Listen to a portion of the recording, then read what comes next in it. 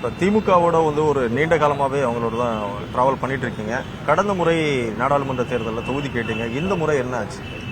இந்த முறையும் நிச்சயமாக திராவிட முன்னேற்ற கழகம் எங்களுக்கு ஒரு தொகுதி ஒதுக்க வேண்டும் என்று கேட்டிருக்கின்றோம். மிக வலுவாக கட்சி வளர்ந்திருக்கின்றது. கட்சியை தாண்டிய சமூக ஆதரவும் மனிதநேய மக்கள் கட்சிக்கு இருக்கின்றது. எனவே ஒரு தொகுதி ஒதுக்கப்பட வேண்டும். அது எந்த தொகுதியாக இருந்தாலும் நாங்கள் நிற்பதற்கு தயாராக இருக்கிறோம். ஏனென்றால் வருகின்ற தேர்தலில் திமுக தலைமையிலான கூட்டணி 40 இடங்களிலும் வெற்றி பெறும் என்ற முழு நம்பிக்கை எங்களுக்கு இருக்கின்றது. எங்களுடைய கோரிக்கையை திமுக தலைவர் அவர்களுடைய கவனத்திற்கு எடுத்து சென்று நாங்கள் பதில் சொல்கிறோம் என்று சொல்லியிருக்கிறார்.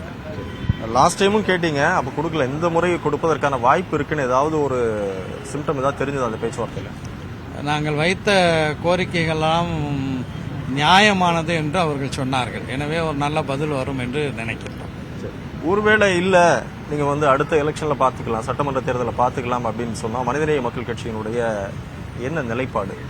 அடுத்த பேட்டியில் அது குறித்து மிக விரிவாகவே சொல்கிறேன். ஆனால் ஒன்றை மட்டும் என்னால் உறுதியாக சொல்ல முடியும். கடந்த 10 ஆண்டுகளாக பாஜக ஒன்றியத்தை ஆட்சி செய்து கொண்டிருக்கின்றது. இந்த 10 ஆண்டுகளில் மாநிலங்களுடைய உரிமைகளை பறித்திருக்கிறது. அரசமைப்பு சட்டத்தினுடைய விளிமயங்களை சிதைத்திருக்கிறது. புல்டோசர் அரசியல் நடத்தி வருகிறது.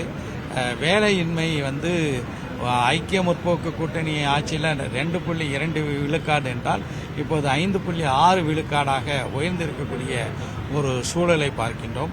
வறுமையை விட்டு மக்களை வெளியே கொண்டு வந்து விட்டதாக சொல்கிறார்கள். ஆனால் உருப்படியான புள்ளி விவரம் இல்லை. அதே நேரத்தில் ஐக்கிய முற்போக்கு கூட்டணியில் வறுமையை விட்டு ஏறத்தாழ 8 கோடி மக்களை அந்த ஆட்சியில் வெளியே கொண்டு வந்திருக்காங்க.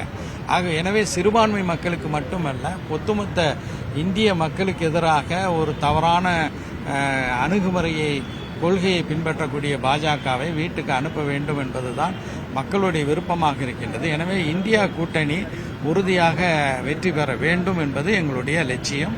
அதையே தமிழ்நாட்டிலும் நிலைநாட்டும். நன்றி.